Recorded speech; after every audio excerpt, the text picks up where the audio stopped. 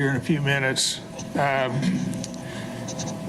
Janet Johnson, one of our new appointees, suffered an injury and will not be able to make it, although she may be watching on YouTube, as I understand it. Sharon advised me this afternoon that she is ill and will not be able to make the meeting today. And I haven't heard from Kevin Harrison, but Odell will be here momentarily. The first item on the agenda is the swearing in of appointed board members, although I think, Twyla, you've already been sworn in, have you? You haven't? Oh, I don't know. Okay, then. No? What? I would know. You would know. All right. If you haven't been sworn in, we're going to swear you in. Okay. And we have someone from the clerk's office to do that? Yes, I can do that. All right. All right, my name is Jamie Custer, city clerk. So I'll pass out your oath. There will be 2 pages that you'll sign, the top one and then the 3rd page. Oh, so we have oaths for everybody then? We do, Oh, heck of a deal. All right. even you. All right.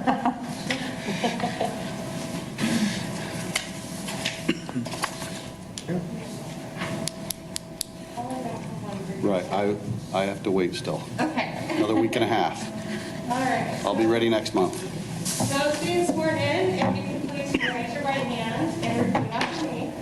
I state your name, I, Jay Fowler, solemnly swear to support the Constitution of the United States, Solemnly swear that I will support the Constitution of the United States the Constitution of the State of Kansas, and the Constitution of the State of Kansas, and faithfully discharge the duties and faithfully discharge the duties of the Wichita Citizens Review Board of the Wichita Citizens Review Board for the city of Wichita, Kansas, so help me God. for the city of Wichita, Kansas, so help me God. All right, great. You guys can sign those 2 forms and we'll come around and pick them up.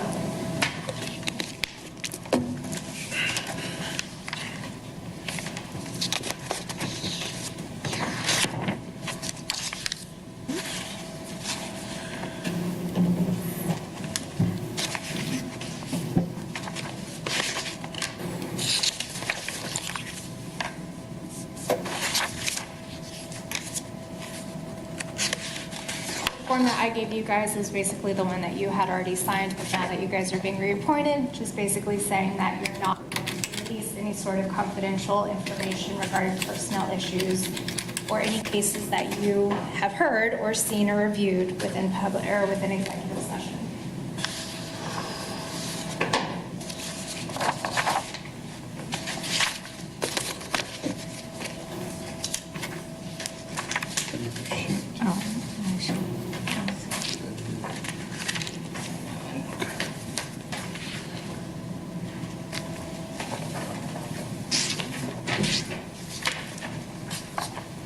Thank you.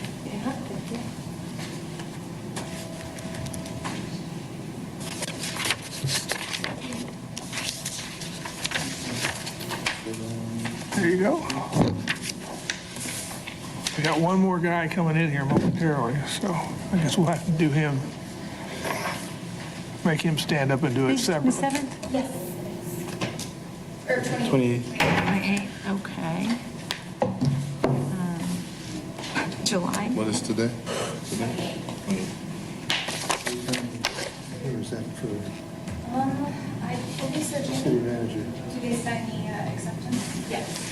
Yeah, you'll sign the acceptance.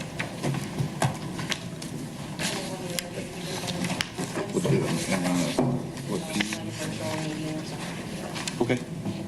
Yeah, but I said the city council is going to vote on the 10th, I think. Okay. This one I'll be official. It's my understanding.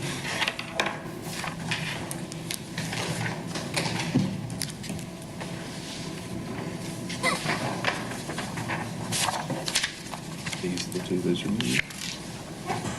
Jay, are we still waiting on the other new people? We are, I understand from Paul, Paul is going to be reappointed. Thank you. And so we are still waiting on 3 vacancies. Oh, okay. Twyla was appointed by the mayor. Paul will be appointed by, what division? Or 5. 5. And Kevin Harrison got appointed by District 1, Brandon Johnson.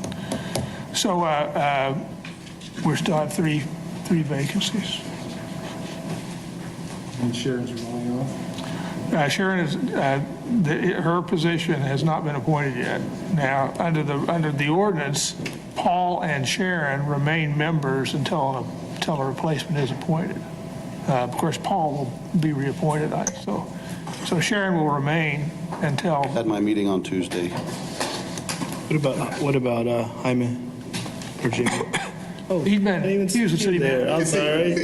Oh, sorry, Jaime, I missed you there. You were hiding over there. There's Odell. Odell, Hey, Odell.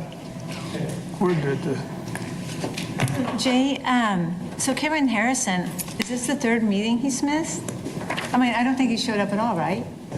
he's not been present at any meeting, but, He's yeah. not technically, When do we start counting? I mean, not that I want him off, but I think the revised ordinance said, what, 3 meetings or Right. something? I don't know what the effective date of his appointment was right now, but, yeah, that's, I mean, that has to be addressed. I can find out.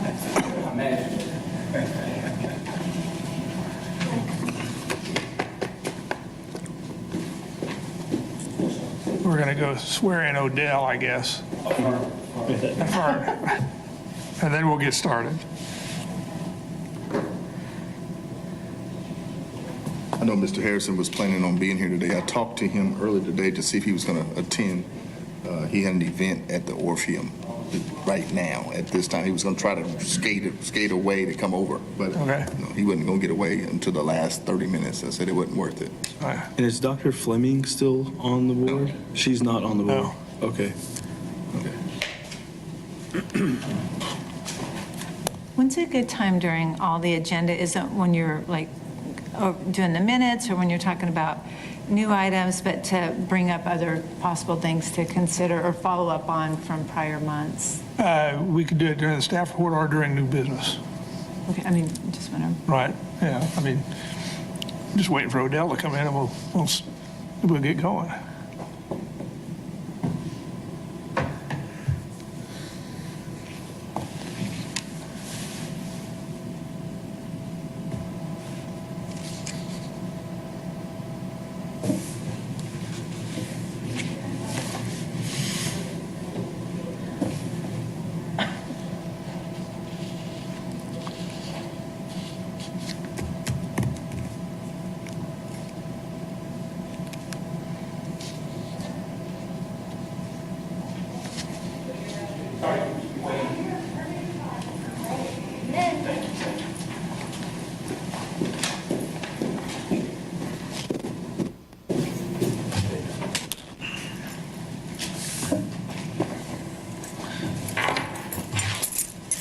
Okay, let's move on. We had the swearing in of our board members, and we're now ready for approval of the June minutes, and they have been circulated. Are there any additions or corrections to the June minutes?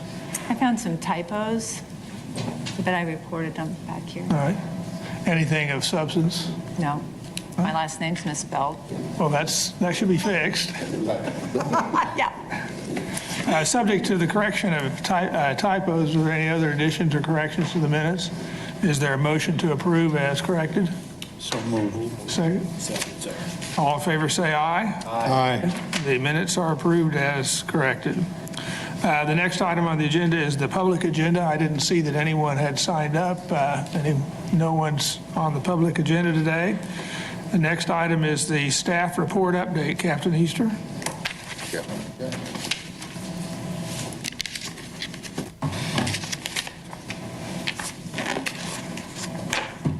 How's everybody doing today? Good. All right, so I'm going to start on the new complaints, date range, June 1st through June 30th, 2022. There are 46 new complaints, 26 external and 20 internal. Of the new complaints received, the top 3 regulation violations are comply with policy, conduct a complete and thorough investigation, and rude conduct. Moving on to the closed complaints, same date range, June 30th or June 1st, I'm sorry, to June 30th, 2022. There were 42 total closed complaints. Of the 42 closed entries, there were 45 department employees that were investigated. On the findings, on external findings, the largest number of finding was unfounded, allegations false at 19. On the internal findings, the largest number is non-discipline education, coaching, mentoring at 16.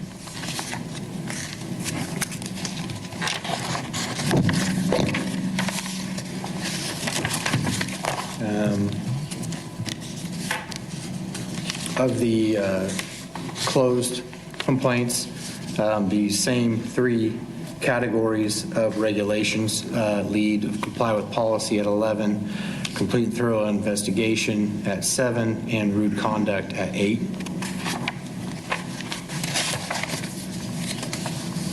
On year-to-date complaints received from January 1st through June 30th of this year, once again, it's like you can see, it's always going to be the same here probably.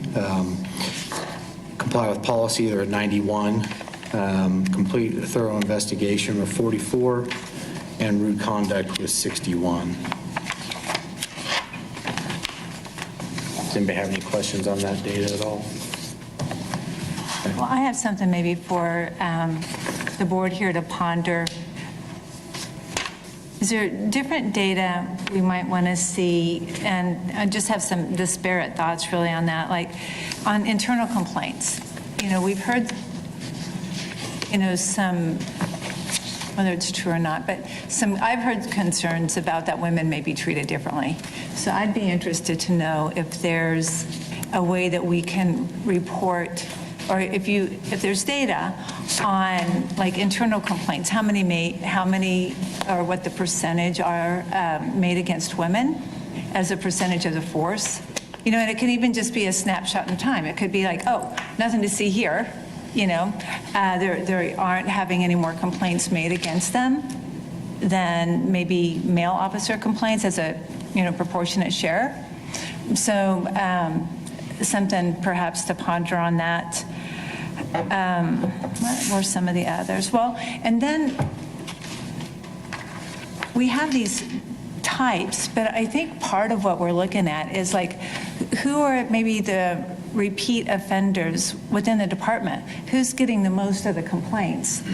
You know, and is there, I mean, certainly I know you can't identify people, but, you know, if we pick a case number and say, you know, the person in this case number has had 5 in a year, or 8 in a year, or 10 in a year, you know, that might be more compelling than these overall, you know, kind of categories, right? The overall categories are great, but after sitting here for a year and a half, it feels like maybe we could get a little more granular and like dig into other statistics that might produce other results, because I'm a little concerned about kind of the things that I hear about women in the department.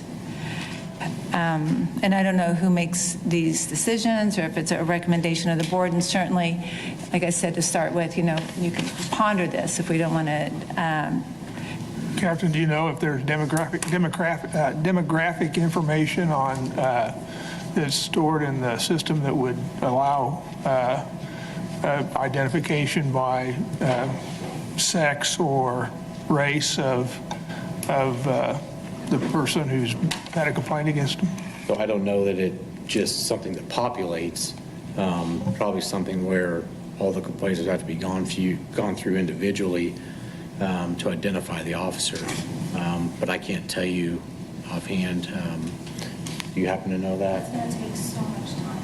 And Yeah. it already takes, I mean, and I have been doing it for like 4 years now. It takes me about 2 days just to put the reports that you guys have together.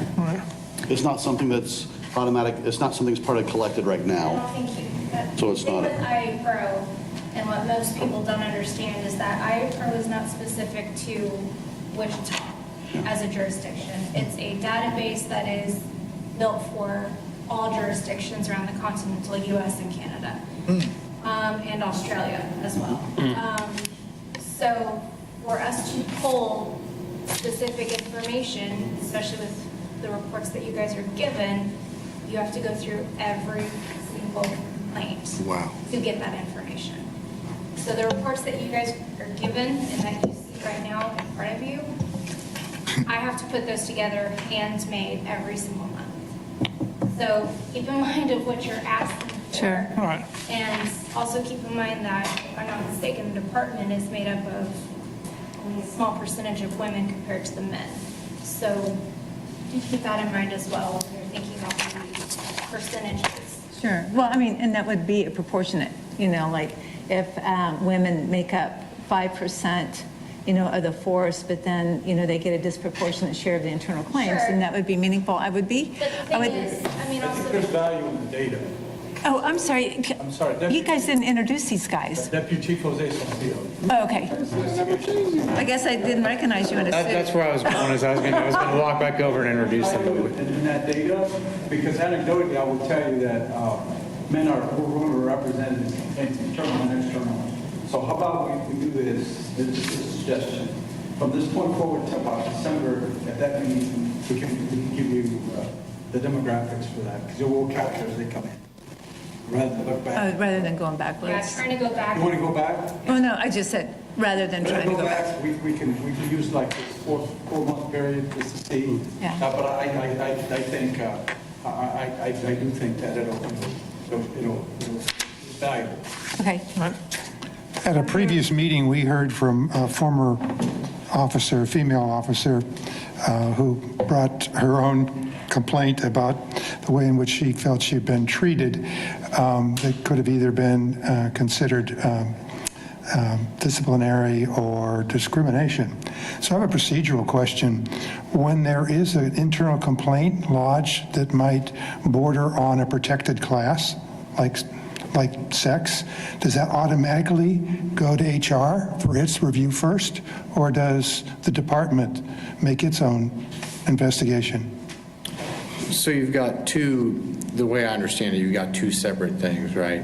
You have an internal investigation, which would be any policy, regulation type violations that would exist.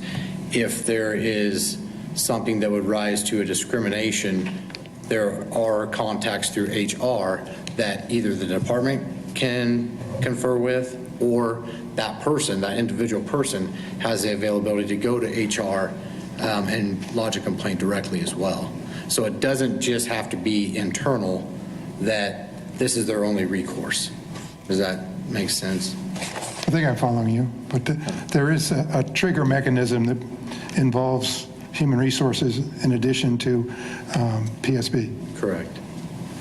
Well, and to follow up on what Mr. Bender was saying, because that was kind of disturbing, the things that she had to say when she addressed the board, but is there a way to, without the details, but give us like how many times women have sued the department or men have sued the department over I would say different through things? Cora, probably. I'm sorry? Oh, Say through an open through Cora? record fact. Okay, you think so? Yeah. Is that- I mean, I don't know that that's something that we could or would provide in that manner, but anything that would be an open record that would Right. be filed in court would be probably a route to go. Because I just Googled like a couple of names, and it's just like, oh, wow, I didn't know, that person sued the department or this person sued the department. So Cora, perhaps. That would be my suggestion. Okay. Captain, Mr. Bender raised an issue about timing of some complaints that at the last staff report about cases that were open from 2019 and 2020, and was asking for an explanation or some sort of identification as to why they're open so long. So, Thank you, Jay. I was going to go back to that. yeah, so on the three cases that you asked about that are still, and they're still listed in the ongoing and closed because I just got them to where we were ready to close them out. All three of them, basically, honestly, by human error, were not out of this list long ago. The work was done on them. They should have been closed out. They weren't. One of them shouldn't have been listed as an internal or as an external complaint. It should have been listed as a citizen contact. The other one one of them was an internal complaint by an officer against another officer that got lumped into a criminal investigation when an officer got fired. And then the last one was a external complaint that somebody saw something on Facebook that they made a complaint about. The investigation was done, but none of them were closed out, and they should have been closed out. On this next month, they will all be on the closed sheet. So will that date be reflecting when it actually closed or when you closed it? It will be closed on this last month. So they'll still show the disparity? Because they were open, Yeah. like they were still listed as open. Are you going to make some note to denote that there was a discrepancy between when it should have been versus when it was? I don't know if we have that ability to note it that way. So in our system, when it's closed out. There'll be a date within the system that closes it. So what but- steps are you taking to ensure that doesn't Yeah. happen again? So with having the transition that we've had in professional standards with a different commander going there, that's one of the things we talked about was, and if I understand right, I believe these reports can come from 2 different locations, which was an issue as well. What I can tell you is I've talked with the professional standards commander now, who's in there and been in place for a little over a month or so. They're going to start reviewing these differently than they were, and they're going to start basically running audits, I guess, more often. Now, this specific spreadsheet right here, I don't know where the information comes from directly versus if you were to look in IA Pro, it's a different deal. The way I understood it when I talked to that commander, when they would look in IA Pro, they wouldn't see those as sitting there. But when this report was ran, they came up on it. So lack of communication, to be honest, between this area here and they're saying, why are these still sitting on here, was a problem. Am I to understand then, the 3 that were brought up, they all probably should have been closed? Yes, they all have Right. Finalized or? finalized, I guess, findings. They all have findings on them at Okay. this point, and they will be on the closed list next month.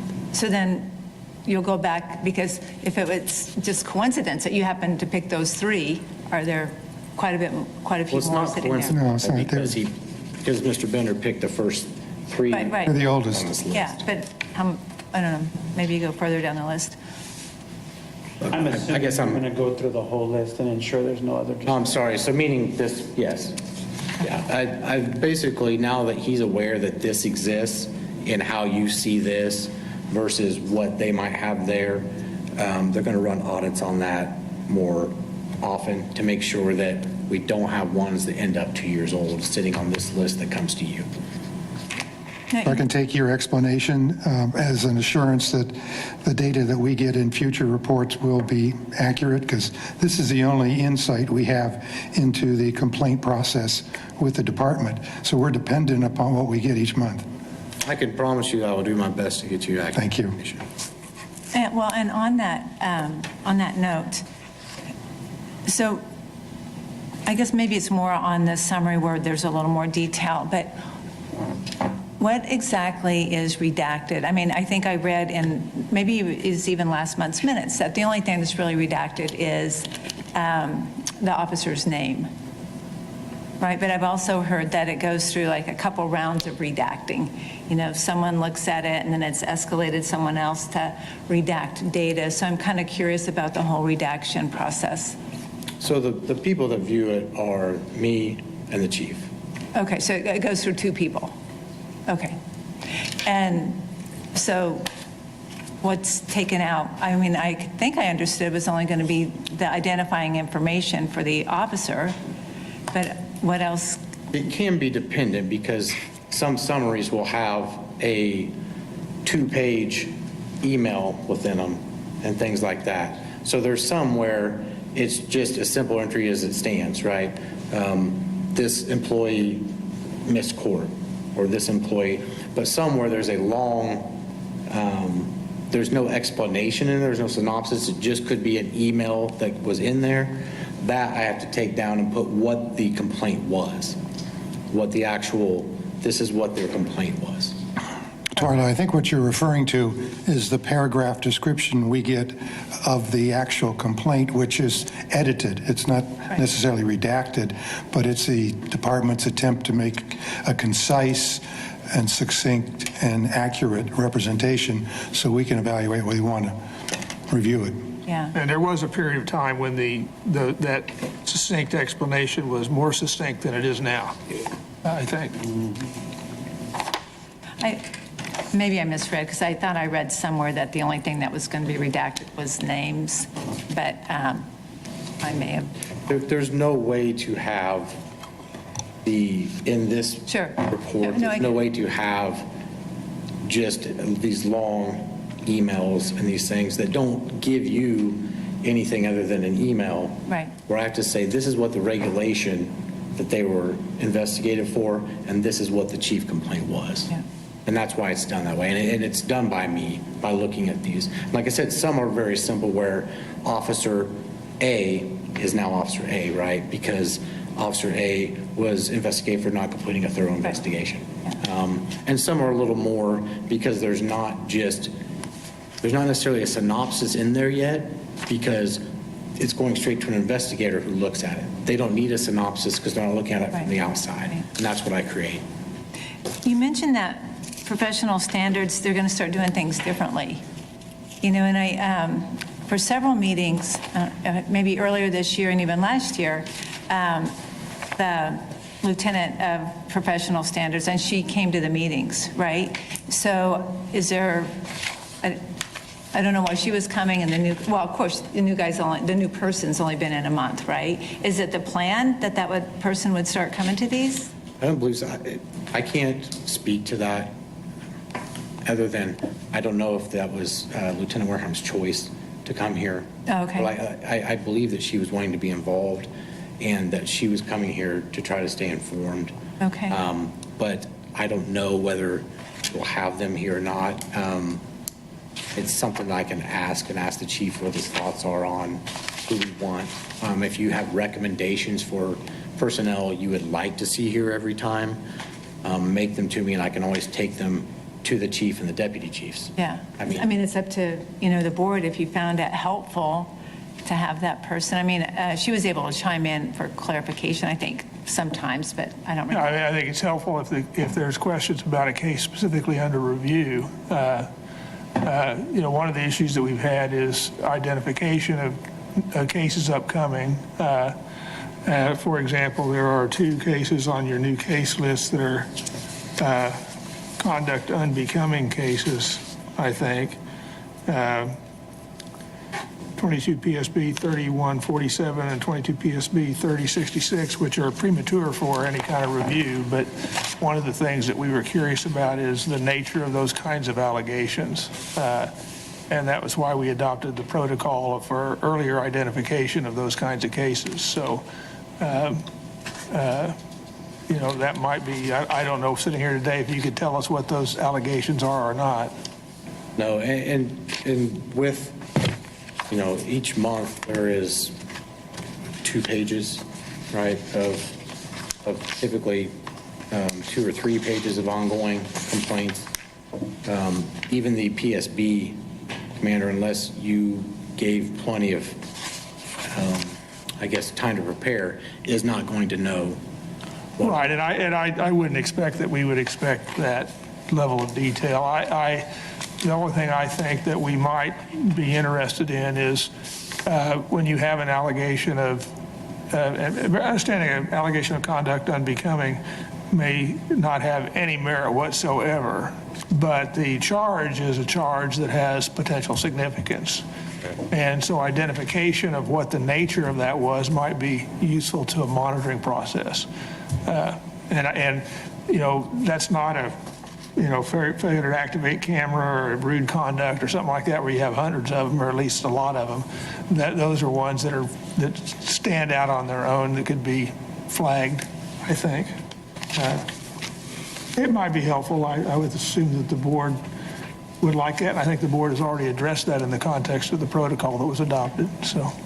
So, and we have internally a tracking mechanism in place now for those cases to, when they come to being closed, that I identify to you that these have been closed out. All right. So we have that, not to publish it, but when they come to fruition and are closed, those are ones I will note to you so that if you want to choose them for the next, to do an executive on or something like that, you have that ability. Yeah, that would be useful. I think one of the things that I know the city managers group had talked about in the context of changes in procedures was that certain kinds of cases be flagged for a higher level review, even internally within the city, and that would be departmental integrity, conduct unbecoming, and maybe excessive force. I think those were the three categories that were identified at that level. Now, we don't necessarily need to get involved in all of that, but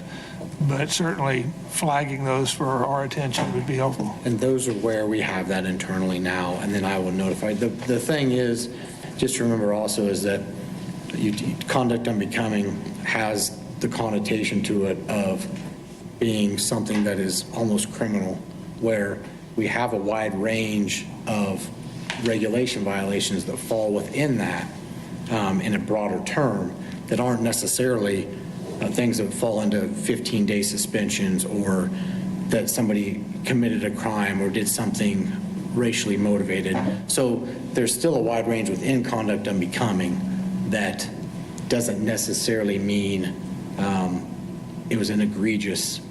It is more serious, 100%. I understand. I'm not trying to minimize it. I'm just saying there is still a wide range within that broader title of different regulations as well. Right, and my point is that with someone, you can have a complaint of conduct unbecoming that is totally frivolous, and it's, when you look at it, everybody knows it's frivolous. So I'm not saying that means there's bad things going on at all. I'm just trying to figure out how to identify what the potential out there It's a is. good question, and it's something I'm going to have to go back and try to come up with a good answer for you. 'Cause I understand what you're saying. Having a basis on those cases, on whether it's worth your time to look into something further or not. And my best idea would be to do something with the synopsis type things that we're doing.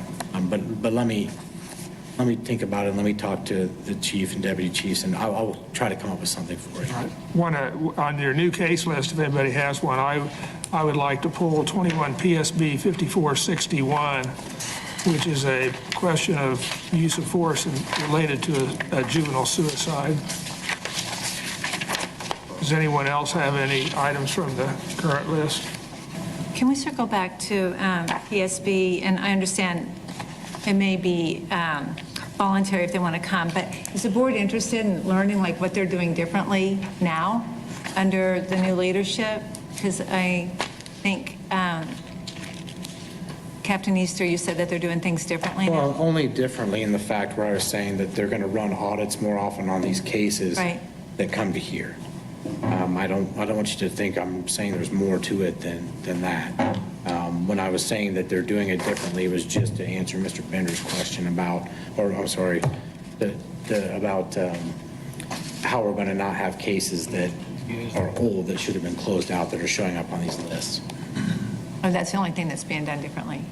Well, they could be doing other things, but I'm saying for my purposes Sure. here. Okay. And involvement with the board, that's what I was saying we're doing differently. Captain, can you move the microphone closer, please? Sorry. For those who are online. Scoot up, sorry. Where's it on this list here? Well, maybe in a few months, after this person gets able to settle in to PSB, we might have them come and talk about.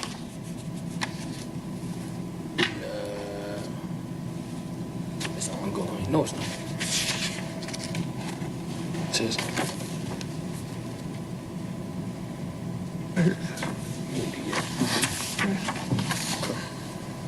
Is there a list somewhere of the cases that we've already requested? They should be all in the minutes. So go back through the individual minutes to find them, is that?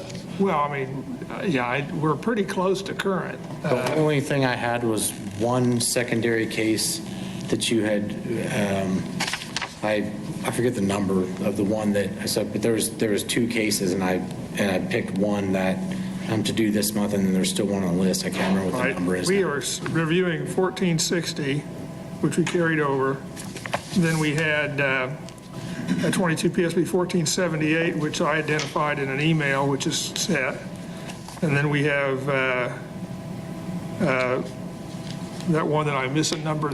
It was. You did, and I don't remember what the number is, but there is only one. There's one additional one, 20, I had identified it as 2057, but I think I transposed a number and we got that straightened out. I have it. I was gone last month, I know that, but then the month before that, I had identified one or two cases, and I don't know if, I'd have to go back and look at those minutes, I guess, to see. But today I've identified 21 PSB 5461, and then Odell has just indicated that he would like to review 22 PSB 2769. On 21 PSB, did you say 2461 or 5461? 21 PSB is 5461. 61. And the other one is 22 PSB 2769. Okay. Is there any appetite here to ask the department to maybe instead of categories of complaints, but identify those employees who have a lot of complaints? So the thing that I worry about that is that, I mean, just immediately thinking, what if the complaints are, they're unfounded or exonerated? I mean, we don't need to know them. Right. And so. Yeah, it's a good point. That just because a complaint's made, I mean, we don't want to martyr somebody because. Right. They now are supposed to tell us, and I think they are, that when we review a complaint, the history. Oh, okay. So that's, I mean. Yes, an officer's discipline history is attached to the executive summaries. Oh, okay. Right, so we will get that information going forward. And one of the things that's important, and, you know, we don't have many citizens here, but I think critically important to our review process is the opportunity for a complaining citizen to ask for a review. And you know, we talk about, are we picking the right cases or not? You know, the citizens need to come up and step up too. If they think a case needs to be reviewed, they need to ask. And that is probably a function that is not being acted upon by our citizens. And they're now being told. How do we encourage that? I think that's part of the question. How do we encourage the participation? I understand now, and I think it's correct, that when a case is closed out, they are told that you could ask for a review to be taken. I can't answer that. I don't know. I know the brochure says, we need to update it, I guess, make sure we get everybody listed, but I think they're told in the letter now. They're told in the letter and also in the brochure. We give them two brochures now. Right. One is specific to CRE. Okay, so maybe it's good that they're not. Maybe that means that the internal process is working. I don't know, but that's got to be part of the screening process, is citizen participation. Yeah. Are there any other cases set for people who would like to call for review? Well, I feel like I owe Keeley an apology, because it was when I read the minutes that they were going to get the information out to us 2 weeks in advance so we could look over and then maybe pull some to get a summary in advance. And so I kind of forgot about that. You did your part. I'm going to be on it, and I don't know, because we talked about maybe a panel of 2 or 3 via Zoom. So I don't know, to kind of screen a few more of them. Right. And the problem we have, I don't know, I'd even ask you to maybe drop a paragraph on how we do it, but you weren't sure how to do that, I think. But I'm Well, not, you're the great writer. I'm not sure how to accomplish that too, because of the, it's a lot of information to look at. I mean, the department really needs to say, if we're going to do that, that they need to identify to us, you know, this is a different kind of case, this is an unusual case. Professional standards people are the people, and the chief or you, Captain, are the people that really need to tell us, because there are too many cases to do otherwise. Yeah. Well, there's I don't know, I guess a bit of a conflict, though, with that, because since it took so long for those other cases to ever get brought up, so it feels like a lack of transparency that you all didn't get those for, what, a year or longer? Well, if you're talking about the texting cases, we got them when they were eligible for Oh, review. yeah, that's true. Yeah. But no, not pointed out, yeah.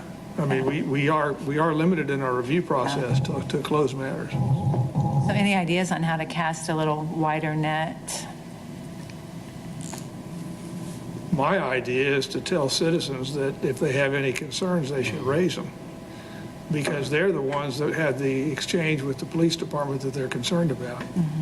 That's really a two-part question, I think, because it's the citizen who has filed a complaint, and then there are the citizens in general who should be aware of the process that we go through each and every month to ensure transparency and proper review of the entire complaint procedure. I'm wondering if we need to do a little of our own PR as far as the purpose of CRB, perhaps an op-ed piece or something like that.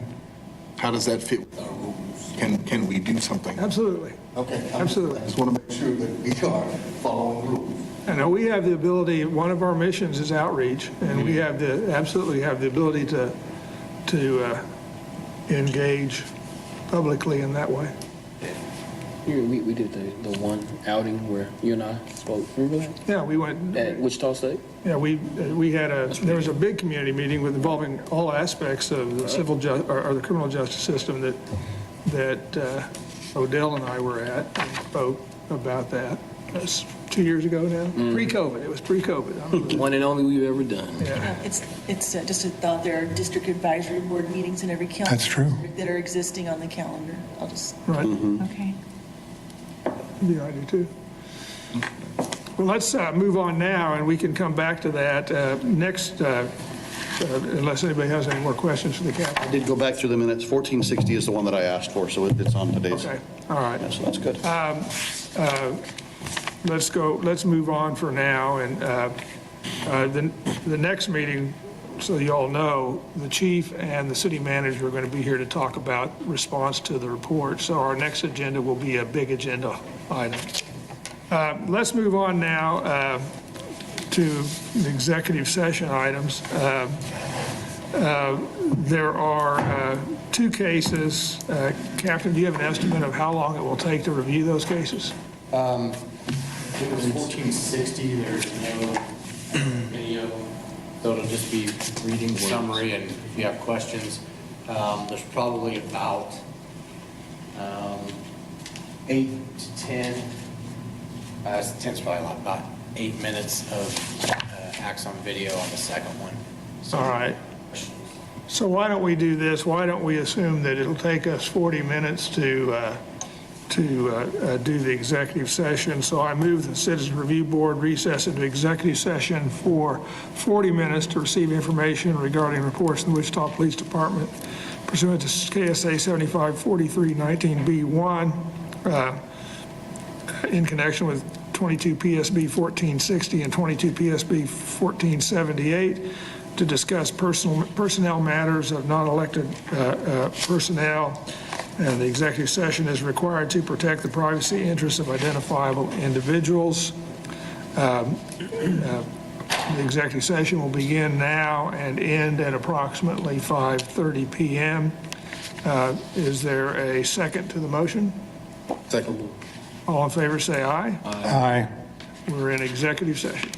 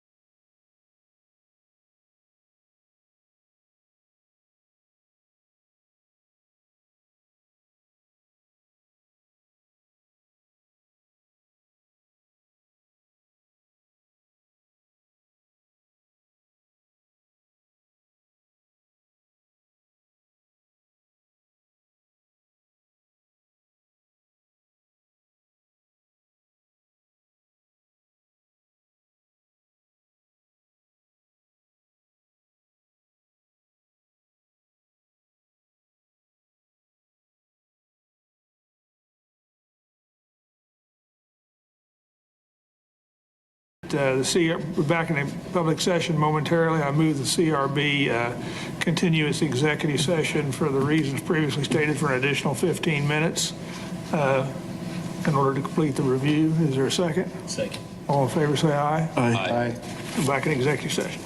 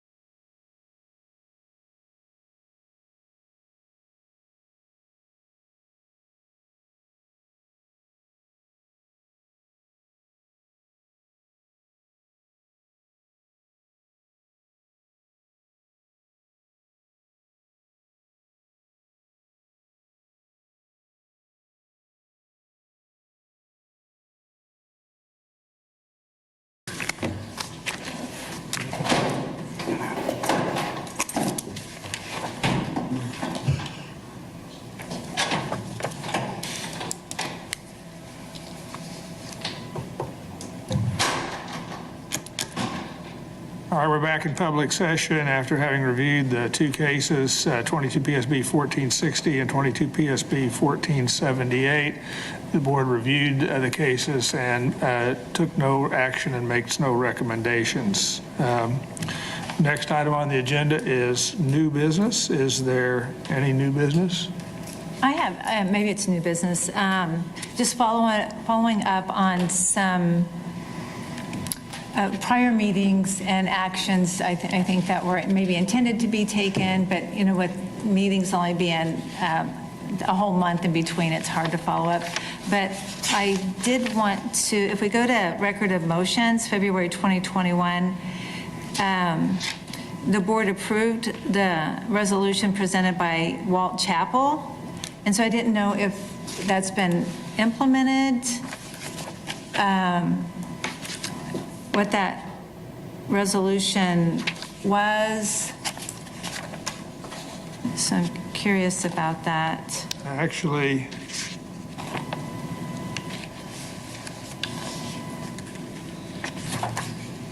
what was the date of that? February 2021, The second entry. yeah.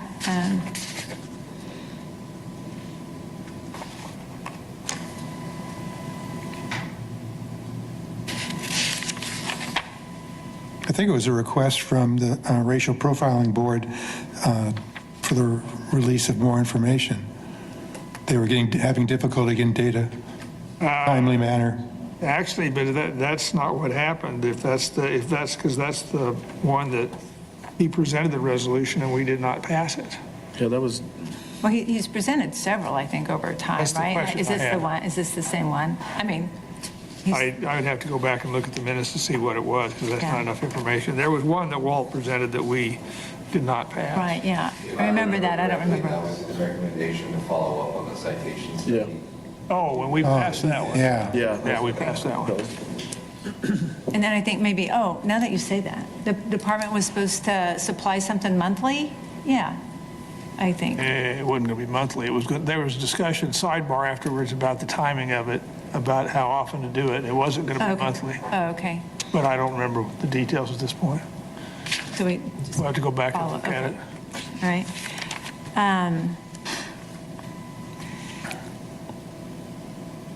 Then February of this year, Lance Ulrich came and kind of gave a presentation of what he went through. I think he was a former officer of some sort. And there was concern by some people on the board that there was no set policy, I think, on how complaints made about the chief were handled. I don't know if y'all remember that. Because maybe he didn't get resolution, it didn't get word of resolution. And then, so I think there was going to be, the intent felt like there was going to be further discussion. And so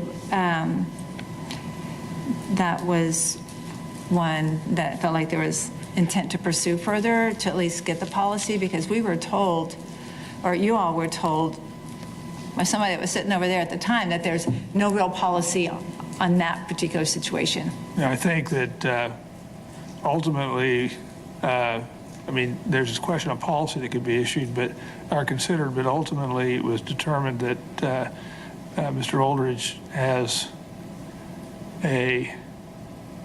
we were going to schedule his case for further review after his public session.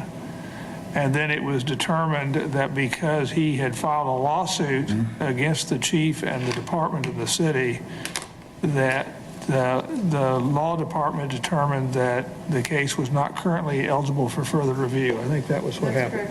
Okay. So the scheduled review did not take place because it wasn't ripe, because he filed a lawsuit. Should we encourage the department to at least, there's all sorts of policies for handling complaints and so forth. Well, actually, that's going to be my next question, but should there be a policy developed for how complaints against the chief are handled? Because I kind of recall that his was different, handled differently, because it was specifically a complaint against the chief. I mean, we can address, we have not done anything on that. Right. And we could, I guess, talk about, internal, our PSB kind of policy with regards to complaints against the chief. I think in this particular context, this was more of a human relations employment lawsuit issue. But maybe others would see it differently. And the board also learned that there was no formalized policy on how to handle, I think, citizen complaints. And at the time, Carl Lemon was working on something, but I'm curious if that ever got finalized, because it was kind of, I understood it was, there just wasn't, this is all the steps you have to follow internally if there's a citizen complaint. And it was, but at the time, there wasn't anything formal. I don't have any. No. You don't have a recollection? There is a procedure for citizens to file complaints. Not for citizens, for within the department. If a citizen files a complaint against an officer, there wasn't, because I remember you all, I, as a citizen, was shocked, like, oh my God, there's no formal policy? Oh, I think the issue that you're identifying is that when a citizen files a complaint, the citizen is advised of the resolution of that complaint, but if the complaint is filed internally, there may not be a response made to the internal person regarding I think that was the issue that came up. Yeah, I remember it differently, so I'll go back and get the details on that, because I volunteered to work with Lemon on that. And because he had a work document, because there wasn't a formal policy for that. Okay, and then I think it was last year, we had a request from the public this was when they were talking about, and I don't know what the formal word is, but vehicle pursuits, or what do you call that, high-speed chase? What's your phrase for that, police department? Emergency vehicle operations or something, I don't know. There are emergency vehicle operations. Okay, is that the policy? Because folks came, and I think there were a lot of media here, and a citizen had been killed, or there'd been some, whether it's property damage or injury or death because of these high-speed pursuits, if you will. And we had a request from the public to forbid vehicle pursuits for nonviolent offenses. And the response at the time was that we would consider a recommendation, and it never really made it back to the agenda. So I think that was, these are just some older things that, I just remember, and then they just didn't move forward. I don't know if it was I'm sure it wasn't the intent not to move forward. I remember that discussion, Yeah. and the policy, of course, and as we've seen in subsequent case reviews, frequently the pursuits, Wichita Police Department has a pretty strict or prohibitory kind of pursuit policy, and they call off pursuits very quickly. And I think that, I don't know the board generally, but I think the policy seemed to work. So I don't know that there was I don't know that a bunch of us thought that we should be reviewing that policy again. We've reviewed it twice now in the history of the board. And so was there some belief that we should do something more? I don't know if there was.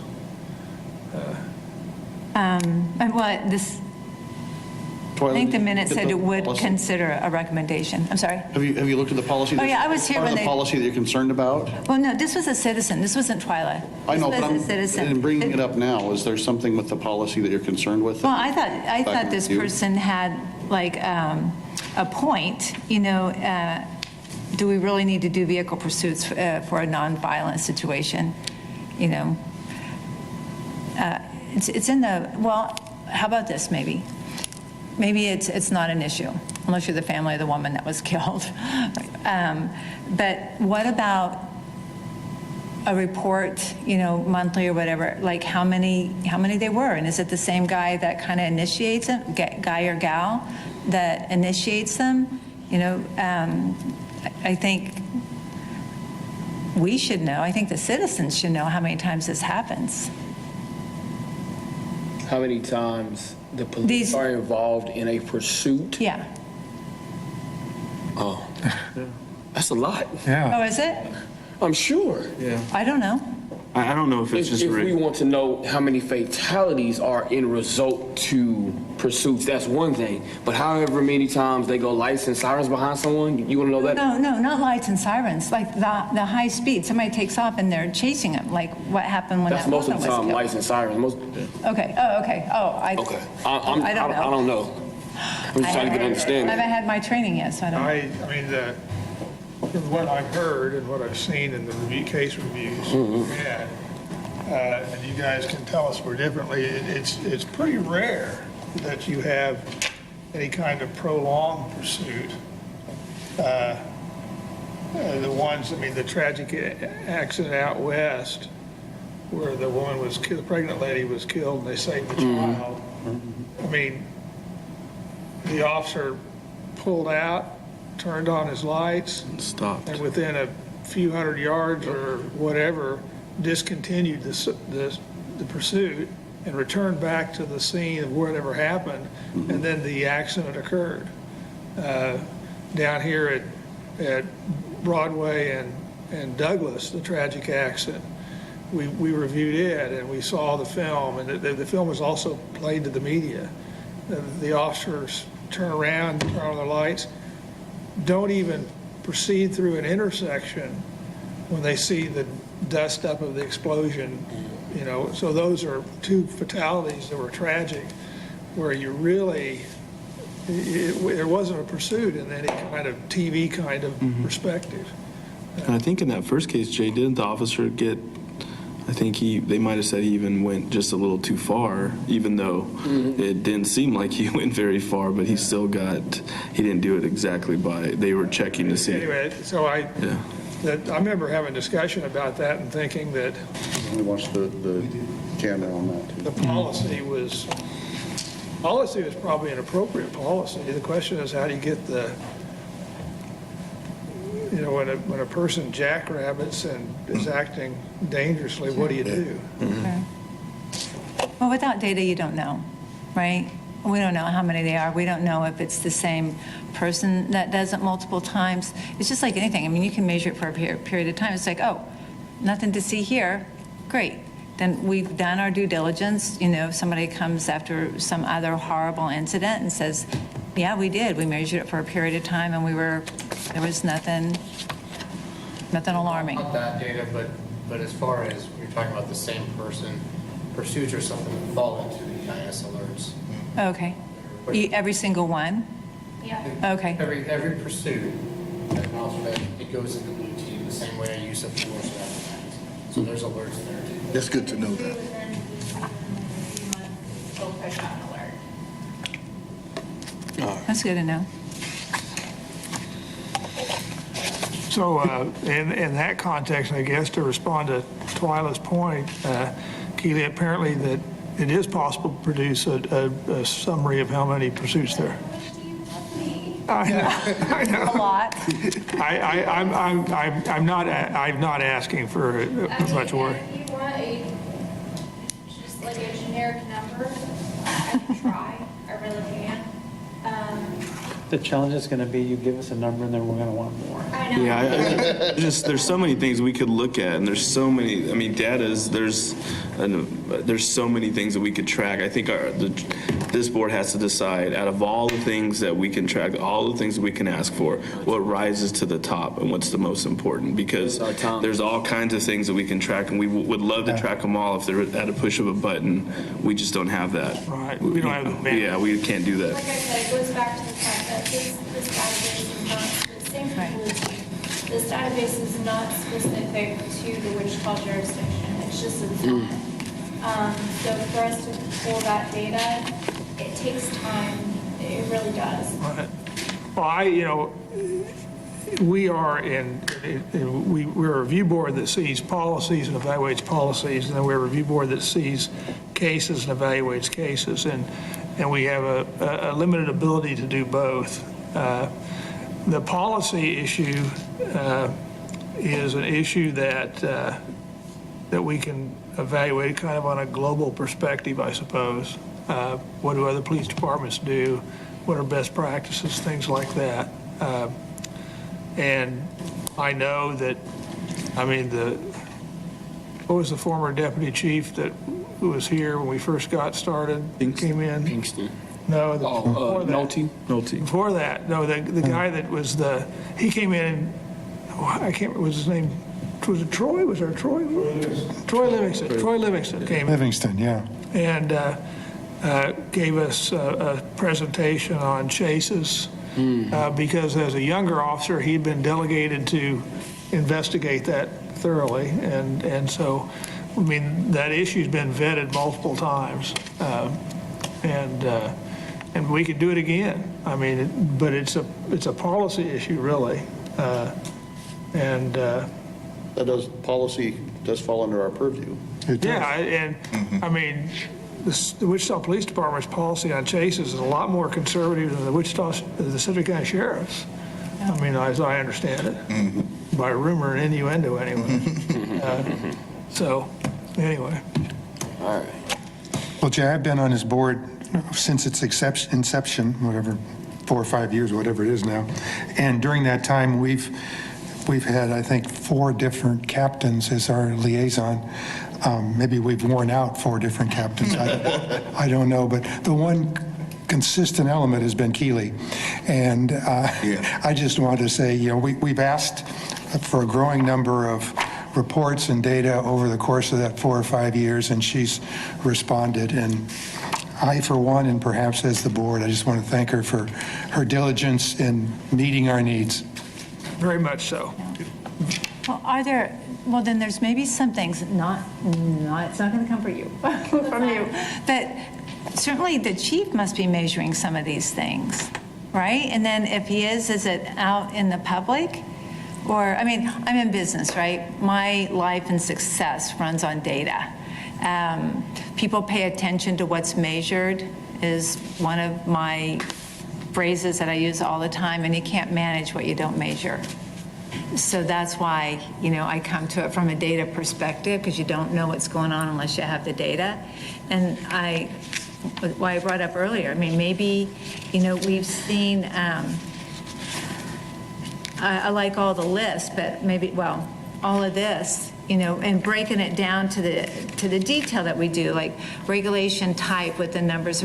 That's all been helpful, but there's nothing really that's jumped out and said, it's been consistent, rude conduct, comply with policies, it's been consistent. So maybe we don't need this anymore, but go into a new direction of other things to look at.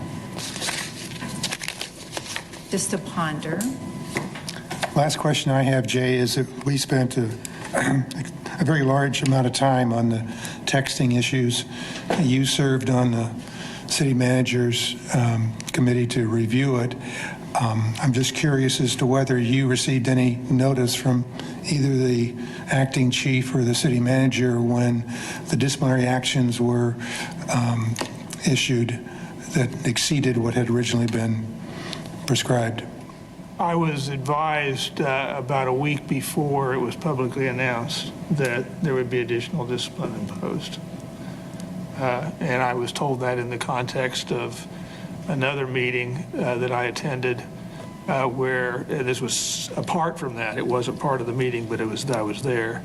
The meeting is over the hiring of a consultant to review police operations and cultural competency, I think they call it, which the city is going to approve a contract on. They have not picked the contractor, but they will be picking the contractor in the next few weeks to do a study to address those issues and the recommendations we made in our report.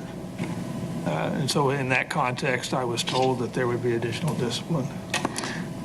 I spent my career in public relations and dealing with the news media, and I fully acknowledge that you can't control what appears in print, but it was a disappointment, especially with our discussions today about making sure that the public is aware of our existence, our purpose, what we do, and in the extensive review of that, when the discipline was announced, there was no reference at all that we were the first public eye to examine that issue. Well, there was a reference in an editorial which suggested maybe that we didn't have the ability to do our job, but I ignore that. I will tell you, and it's unfortunate here because we don't have a member of the press here, that the press is one of our strongest tools. And so I understand, and I guess this is being streamed live, I understand they don't always get it right, but it is a tool that we can use to encourage change and all that. And so it doesn't bother me. If the Eagle wants to claim credit, that's fine, if we can get something done. Yeah, that's what I thought too. That's kind of my view on that, so. We kept them busy. And there's, everybody contributes it, so that's fine. Anything else? No, sir. Our next meeting will be an important meeting because I think we're going to have the chief and the city manager here to talk about our recommendations, and they're going to update and respond to our report. That's the plan anyway. And because you mentioned the media would be here, that would be the time for you to remind them of our existence and the Right. things that we've done and want to do. Right. Is there a motion to adjourn? Next meeting, Question, so the next meeting is August 25th? August 25th. Okay.